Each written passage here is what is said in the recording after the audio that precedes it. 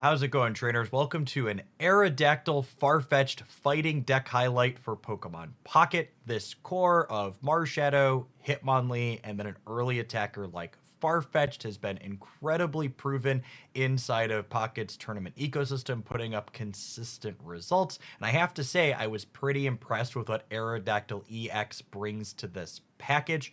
While I don't think Aeroducktyl is necessarily stellar against the big decks in the format, I think the core 6 basics we're playing line up really well into things like that, while Aeroducktyl gives us really nice coverage against the everything else that can occasionally give this fighting core fits. In particular, Aeroductyl's Pokemon ability that prevents evolutions in the active slot tends to be stellar against both Starmie EX and Executor EX, which are quite challenging for our things like Farfetch'd, Hitmonlee, and Marshadow to cut through organically on their own. Aeroductyl's pretty efficient 80 damage for 2 energy is also incredible in the fighting deck mirror match, where it knocks out Marshadow's, Hitmonlee's, Farfetch'd, and Primapes all in one go. At any rate, I hope you enjoy the game highlights that I have for you today. I think they do a stellar job of showcasing not only the Marshadow, Hitmonlee, Farfetch'd stuff, but also showcasing that Aeroducktyl really adds something into the mix as well. If you enjoy what you see, smash that like button. For the rest of the day, have fun.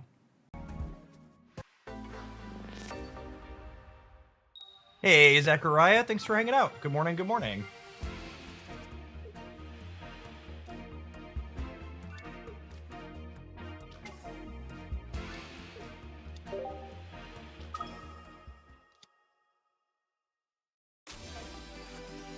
Jeff, what do you think they could do to help make Stage 2 decks as a primary attacker better? I don't know.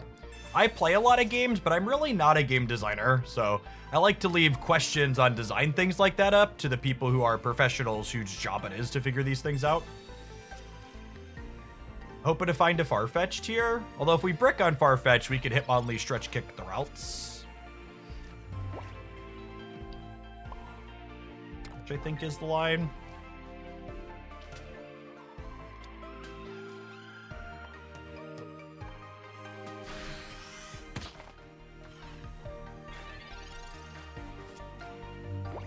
Can I get your thoughts on a deck idea? 2x Dragonite and then Raichu. I think it's very difficult to play something like Raichu in a deck that's 2 colors.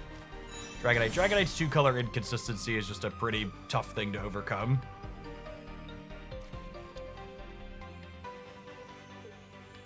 The problem here is Mew is super effective against Hitmonlee and clears it in 2 hits. Oh, that's interesting. Yeah, sure. I'm actually pretty happy for Marshadow to take a hit here, I think.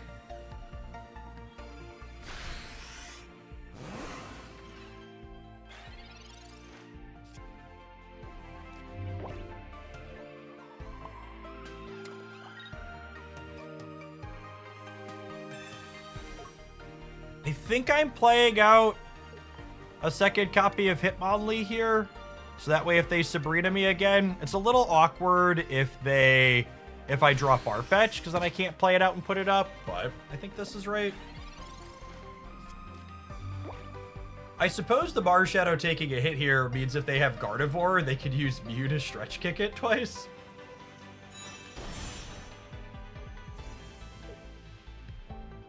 What do you like the most about Pokemon? I really like that Pokemon Pocket has very chess-adjacent gameplay, in that you get rewarded for being able to understand how the game's going to play out over a course of turns and then navigating it to your advantage. Them not having Gardevoir or Potion here is huge. See my first energy up on this old Amber, I think. Then we're going to go ahead and stretch kick and finish this Krylia.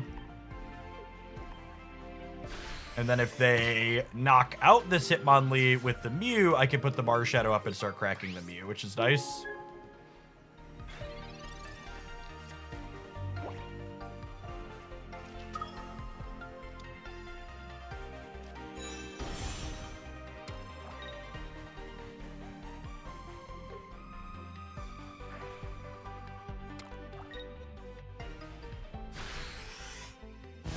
Yeah, they're gonna kick my Marshadow. Huh? Man, and then I drew the Farfetch'd too.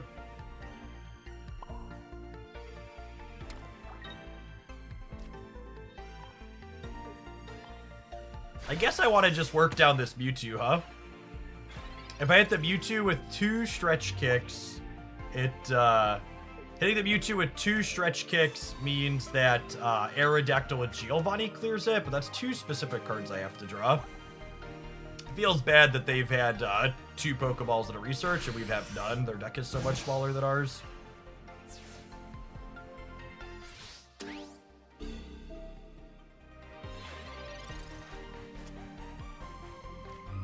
Okay, well, there's the Giovanni. How do we feel about switching this Hitmonlee out so that way they can't clear it in one with Psy Shot? I think I like it.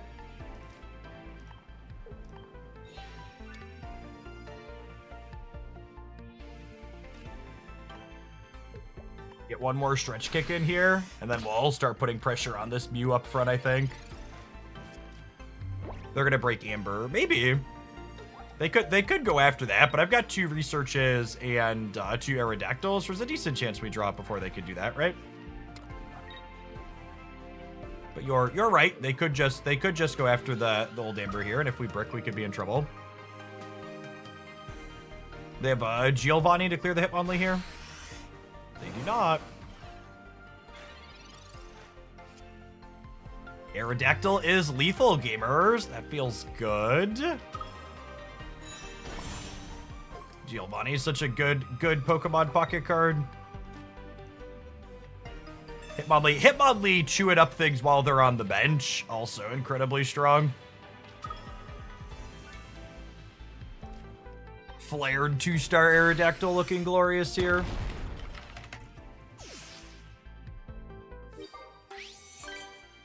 CO Twitch, thank you for the 76 months. I appreciate that. Welcome back.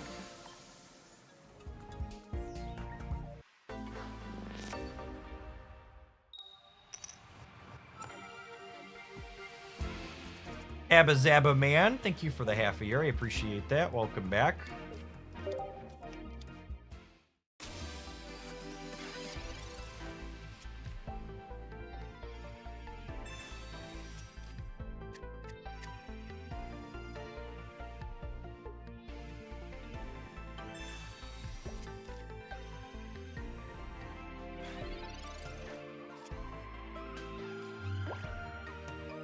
All right, so we're looking for a copy of Farfetch'd here, so that way we can punish them not playing out a bench Pokemon.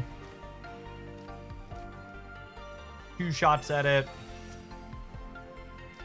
This is 50% to be a duck. Actually, just never lucky.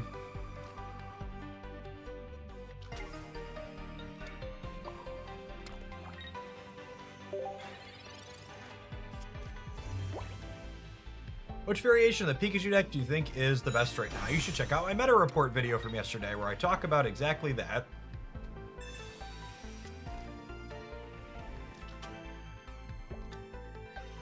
Yeah, the bike chair I'm using has 8 resistance settings on it.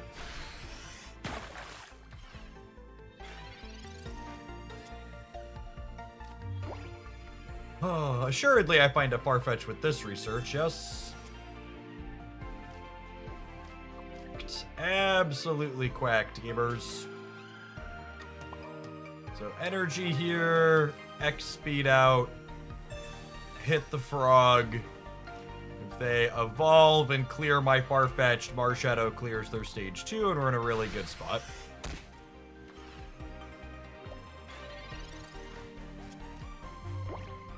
Is there a reason to use Professor's Research before Pokeball? Yes, if I really want to draw a specific basic Pokemon out of my deck, I want to Professor's Research first, because then I'm more likely to find that basic Pokemon.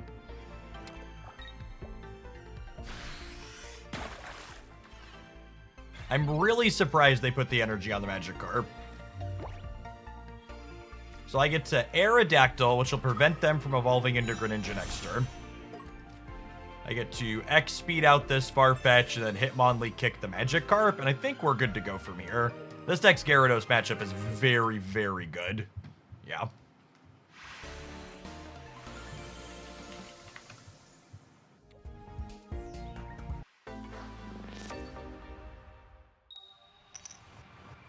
What if you suck at TCGs? I'd recommend playing Mewtwo or Gyarados if you suck at TCGs.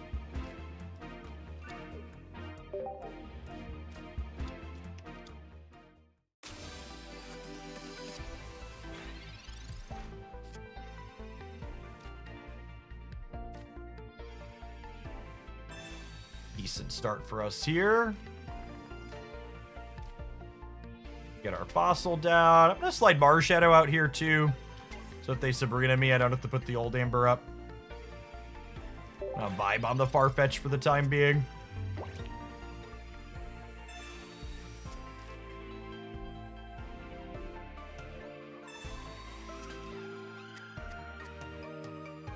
Electabuzz implies this is likely the Raichu version of Pikachu, but they could also just be brewing with Lieutenant Surge, so we'll see. Our evolution right away, and I'm gonna go ahead and put an energy on the Aeroducktyl here. So that way if we top deck X Speed or Leaf, we can go ahead and put this up and crack the Electabuzz next turn. Thoughts on Pikachu? I think Pikachu's probably the best deck in the format, but it's not the best deck by a very significant margin. Both Gyarados and Mewtwo have pretty good stats around it too.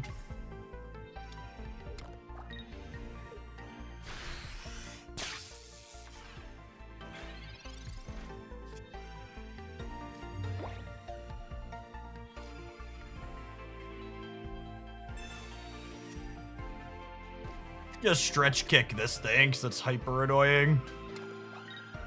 We know they can't evolve it, so if we mark 30 damage on this and they don't have a potion, it's just like a knockout point sitting on the bench waiting to happen.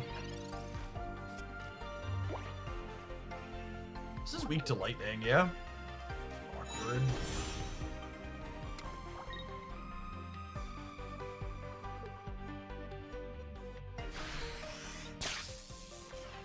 Electabuzz and Zebstrika. I wonder if they're not a Pikachu deck.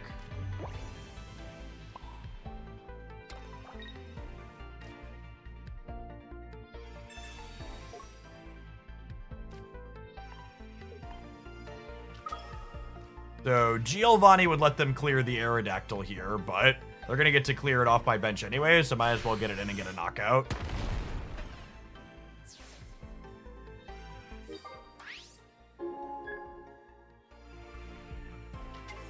Our opponent really wants to never lose to Gyarados, for sure.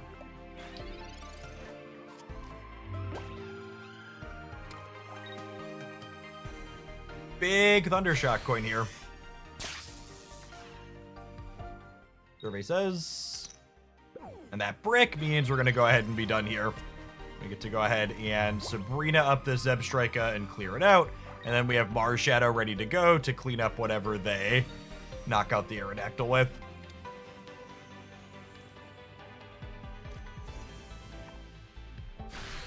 Hey, Melodic, thank you for the over 4 years. Welcome back. Appreciate it.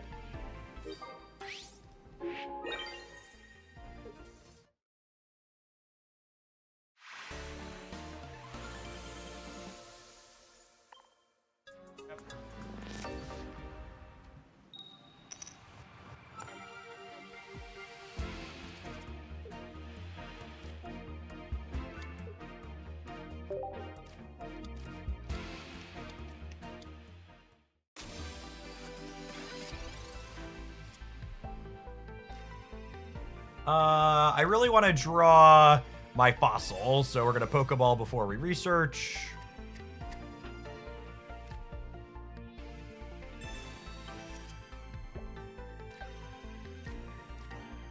Play out some friends here, and we'll get ready to get stretchy into this Geodude. By the way, to the folks on the YouTube side, there were some people asking last week about memberships. Memberships are live on the YouTube side if you want to support directly every month there now. I got that set up over the weekend.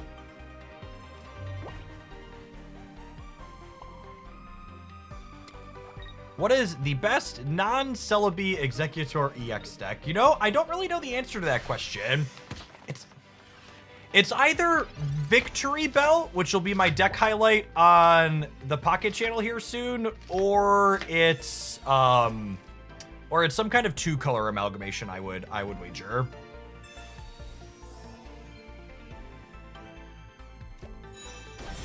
So the ideal setup here is that we get enough damage on this Golem, so that way, by the time it gets to their active spot, we can finish it with Marshadow. Is Venu not good in this metagame? Venusaur has never been good. Could maybe be good at some point in the future, but color me skeptical.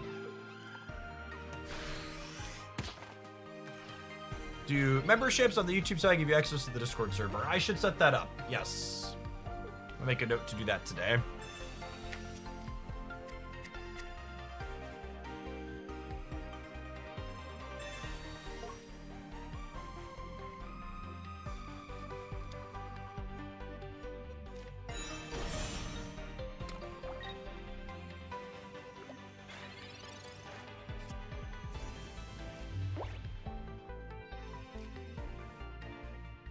Do I want to X speed and quack them with the duck, or do I want to Sabrina and stretch kick again? If I crack them with the duck, they go to 80 and they're taking 30 less, which means Marshadow still doesn't clear them. So I think I just want a Sabrina because I don't have another supporter to use this turn. And this way they have to have another leaf in order to attack me. And if they don't have the leaf, they're super far behind. And even if they do have the leaf, Marshadow into Aeroducktyl EX is probably enough to drag us across the finish line.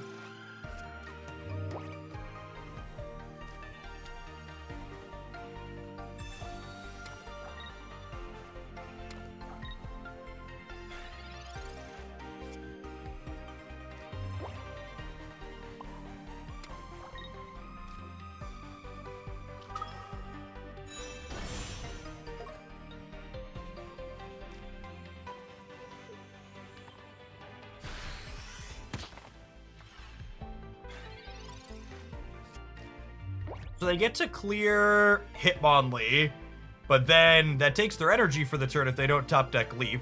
And we're going to clear the Golem, and they're left with no other attackers.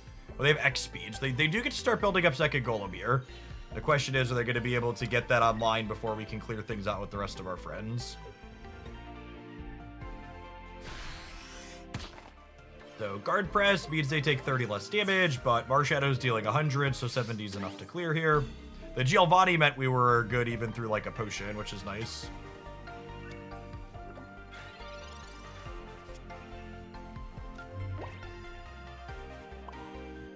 I think I'm not playing out another bench Pokemon, because if I draw another Hitmonlee, I would like the flexibility to start beating up this Geodude, I think.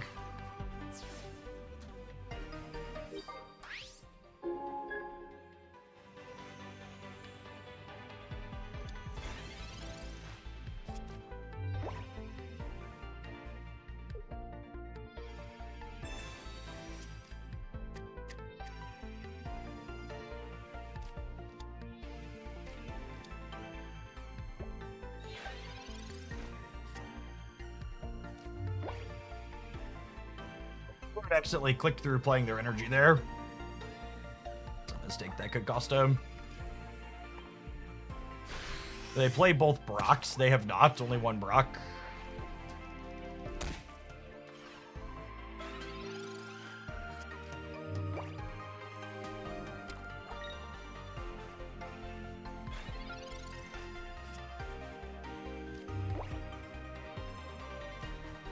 Let's research.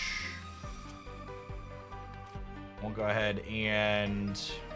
Do I want to play out second Aeroducktyl? Feel like I probably do.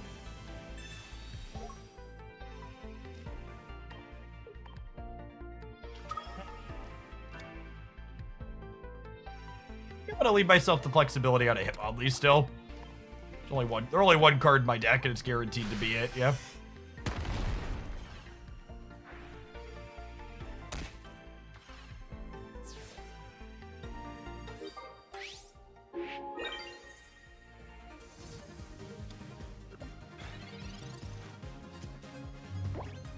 If they don't have their second Graveler, they're dead to the Sabrina here.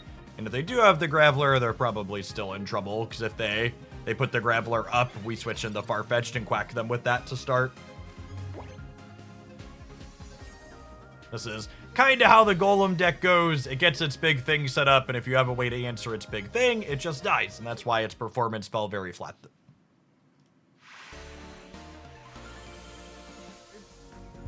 I tend to have a lot of player agency in bobbing and weaving.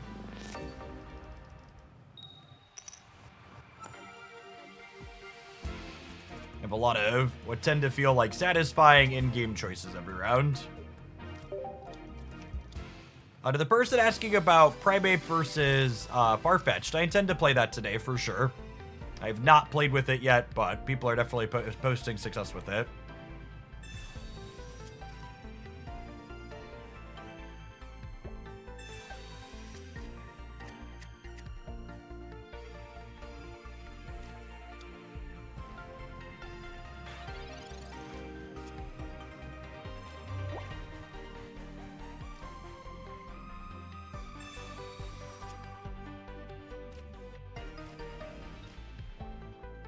I was listening to another stream, and there was a block of chatter about how Pokemon is so much simpler than Magic, and touted how that was a bad thing, and the chatter also said that Pokemon was more random. Magic the Gathering players, in my opinion, are the most toxic card game players in existence, and also the most elitist. They think their game is the lowest variance, biggest brain thing you're ever going to find, when in reality, the exact opposite is true. As someone who spent 2 decades playing Magic the Gathering and spent a decade playing it competitively, in addition to a lot of other card games, the resource system in Magic the Gathering actually makes it the highest variance card game you're ever going to play. It's just the resource variance in Magic adds so much variance to their game. A lot of their other card designs don't have any variance, because if you had card variance in addition to resource variance, the game would be fully and wholly unplayable. Pokemon Pocket has an incredible amount of what we refer to as explicit variance as opposed to implicit variance. Coin flips are a good example of this. The variance that you experience in Pokemon Pocket is often very face up on the board, and you can't talk yourself out of it existing. Whereas like in a game like Magic the Gathering, you'll be 50% to draw your land the next turn, but people will be like, oh, it's not a coin flip, I just didn't draw my land. Speaking of Sabrina being a powerful card that you should be playing. Yeah, Magic has lots of constant coin flips. There's just not a literal coin flipping in front of you. You have to be good enough at games and understand statistics to understand what's happening in front of you. And if you're not good at parsing where variance is coming from, it's very easy to talk yourself into, well, Magic's not actually that random. Anonymous, thank you for the 20 months. Welcome back.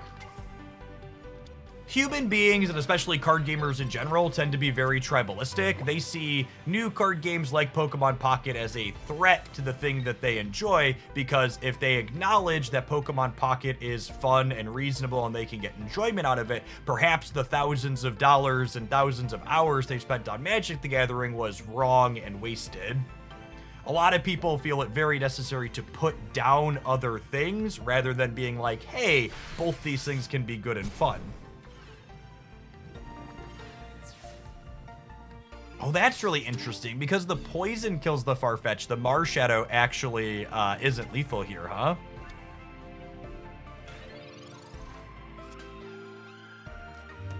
That's really, really neat. I hadn't considered that. I was like, oh, the Marshadow. In my head, I was thinking the Marshadow gets to finish this here, but Revenge actually isn't triggered, because Revenge only triggers when you're knocked out by an attack explicitly. So if they draw another basic here and they have a Koga, we could actually be in a little bit of trouble. And a lot of people hear sunk costs. They think it applies purely to the money that you're spending. But I think a lot of people underestimate the sunk cost effect of how much time investment you have to have into these games as well.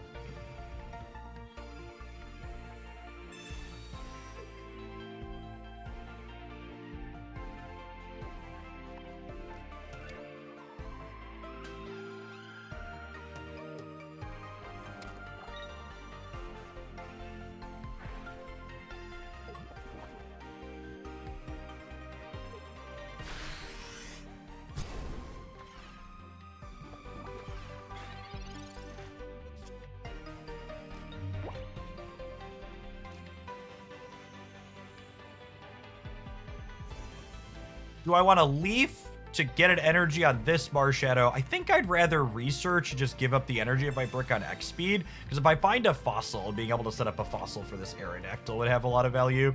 And now I get to have my cake and eat it too. We bricked on the fossil, but I drew the X speed, so I get to go ahead and swap this out while still putting another energy on this second Marshadow.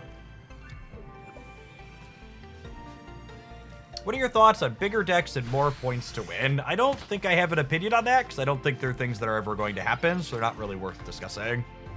I think if you want to play with larger decks and more knockout points, Pokemon TCG Live is a great option to do that.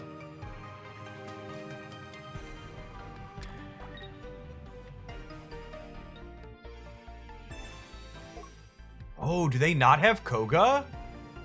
Oh, if they don't have Koga, we're super done here, yeah? I have Hitmonlee chilling. They have to be playing Koga, yes? I guess I've seen some of these builds be greedy and only play one copy.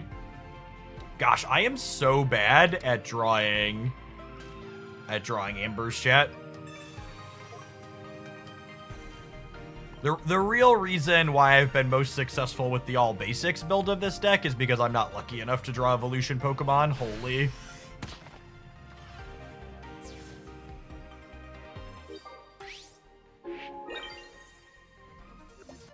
I guess us never having an Amber makes up for them never having a Koga, right?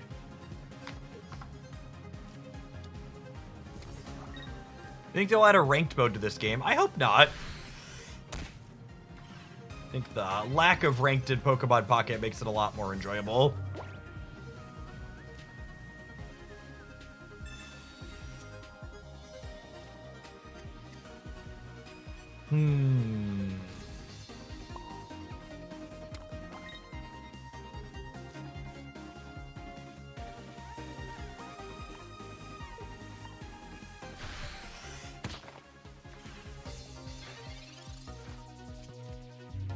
So Pokemon Pocket does not have a lot of surface level complexity. It's a very easy game to learn and understand the basics of, but it has a good bit of depth in the amount of sequencing and choices that you make inside of the games being things that are relevant. Chess is a good example of a game that is very simple at a surface level, but also has a ton of depth inside of it. I don't believe the opponent has any outs at this point. With the old Amber draw finally, which you're bound to have eventually. I would be very surprised if they added resistances as a mechanic.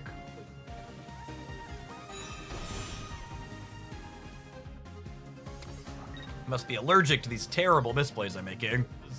They're very different cards to play against than a lot of the things you run into in Pokemon Pocket.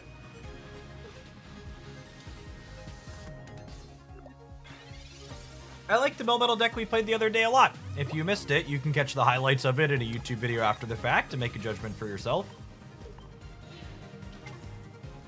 It's doing a lot of things that are very reasonable in the format. Pick up our last knockout point here.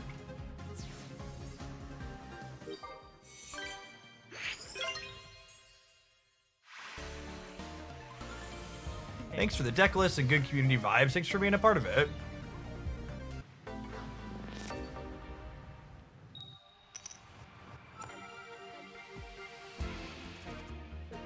I'll have you know I'm an overweight black man. I think overweight black man is a fine substitution for overweight white man in this instance. Very, very applicable. Means I'm pedaling. I try to do like 90 minutes or so of pedaling in my morning streams.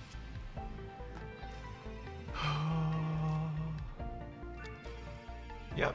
Sounds good. Sounds good.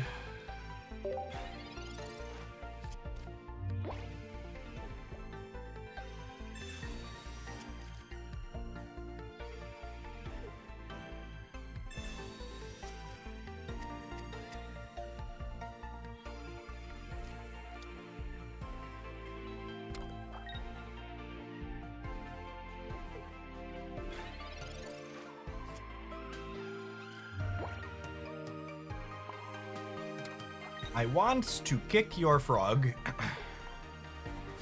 One snoot boop for the reptile. Sorry, frogs are technically amphibians, right? Someone brought this up last time. I called it a reptile.